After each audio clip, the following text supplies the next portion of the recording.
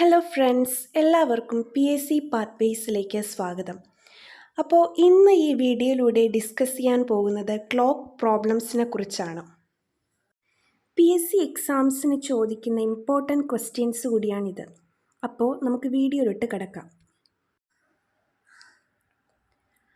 അപ്പം ആദ്യത്തെ ചോദ്യമാണ്, ഒരു ക്ലോക്കിലെ സമയം 1 മണി 10 മിനിറ്റ് കാണിക്കുന്നു എങ്കിൽ അതിൻ്റെ പ്രതിബിംബത്തിലെ സമയം എത്ര ആയിരിക്കും?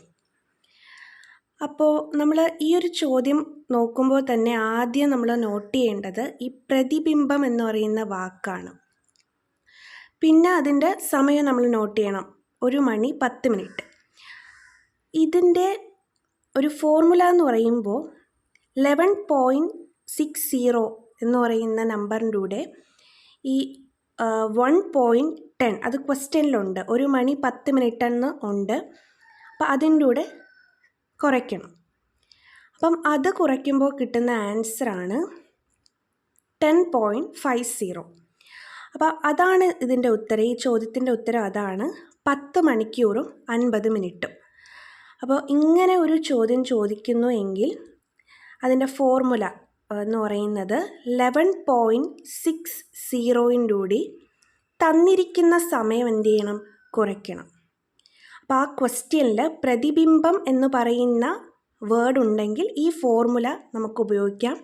11.60 എന്ന് പറയുന്ന സമയത്തിൻ്റെ കൂടെ തന്നിരിക്കുന്ന സമയം കുറയ്ക്കണം. ഇതാണ് ഈ പ്രോബ്ലം ചെയ്യാനുള്ള ബേസിക് ഫോർമുല എന്ന് പറയുന്നത്. അപ്പം നെക്സ്റ്റ് ക്വസ്റ്റ്യൻ എന്ന് പറയുന്നത് വളരെ ഇമ്പോർട്ടൻ്റ് ആയിട്ടുള്ള ക്വസ്റ്റ്യൻ ആണ്. ഒരു ക്ലോക്കിലെ സമയം 8 മണി 10 മിനിറ്റ് എങ്കിൽ സൂചിക്കും മണിക്കൂർ സൂചിക്കും ഇടയിലുള്ള കോണളവ് എത്ര? അപ്പോൾ ഈ ക്വസ്റ്റ്യനിൽ നമ്മൾ നോട്ട് ചെയ്യേണ്ട വേർഡ് കോണളവ് എന്നതാണ്. മാത്രമല്ല അതിൻ്റെ സമയവും നോട്ട് ചെയ്യണം, 8 മണി 10 മിനിറ്റ്. അപ്പോൾ ഇങ്ങനെ കോണളവ് എന്ന് ഉള്ള ഒരു ക്വസ്റ്റ്യൻ ആണെങ്കിൽ, അതിൻ്റെ കോണളവ് കണ്ടുപിടിക്കാനുള്ള ക്വസ്റ്റ്യൻ ആണെങ്കിൽ നമ്മൾ 30h - 11/2m എന്ന് പറയുന്ന ഇക്വേഷൻ നമ്മൾ ചെയ്ത് നോക്കണം. ഇവിടെ h എന്ന് പറയുന്നത് മണിക്കൂറാണ്, അവർ 8 m എന്ന് പറയുന്നത് മിനിറ്റാണ്, അത് 10. അത് ക്വസ്റ്റ്യനിൽ തന്നിട്ടുണ്ട്. അപ്പോൾ ഇക്വേഷനിൽ h m നമ്മൾ സബ്സ്റ്റിറ്റ്യൂട്ട് ചെയ്ത് കഴിഞ്ഞാൽ നമുക്ക് എത്ര കിട്ടുമെന്ന് നോക്കാം. 30 × 8 എന്ന് പറയുന്നത് 240 ആണ്. 240 - 55. അപ്പോൾ നമുക്ക് അത് ചെയ്യുമ്പോൾ കിട്ടുന്ന ആൻസർ എന്ന് പറയുന്നത്, നമുക്കത് ചെയ്ത് നോക്കാം. 240 - 55.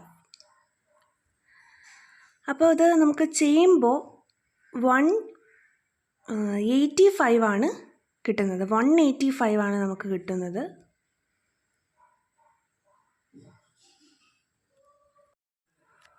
അപ്പോൾ ഇതിൻ്റെ ആൻസർ നമുക്ക് 185 എന്ന് കിട്ടി.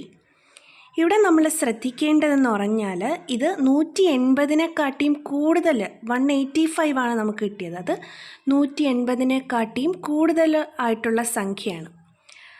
അപ്പം ഇവിടെ 180-നേക്കാൾ കൂടുതലായാൽ 360-ൽ നിന്ന് കുറയ്ക്കുക.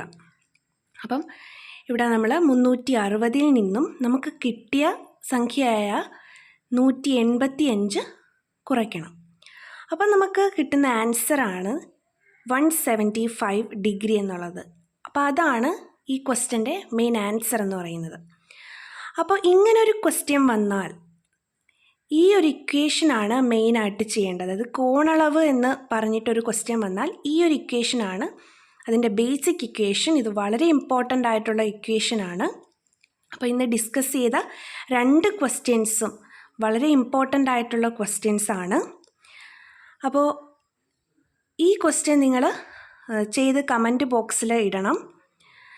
ഇതിൻ്റെ ആൻസർ നെക്സ്റ്റ് ഷോർട്സിലായിട്ട് ഇടുന്നതാണ്. അപ്പോൾ ഈ വീഡിയോ നിങ്ങൾക്ക് ഇഷ്ടപ്പെട്ടെങ്കിൽ ഈ ചാനൽ സബ്സ്ക്രൈബ് ചെയ്ത് ബെൽ ബട്ടൺ ക്ലിക്ക് ചെയ്യുക. Thanks for watching this video.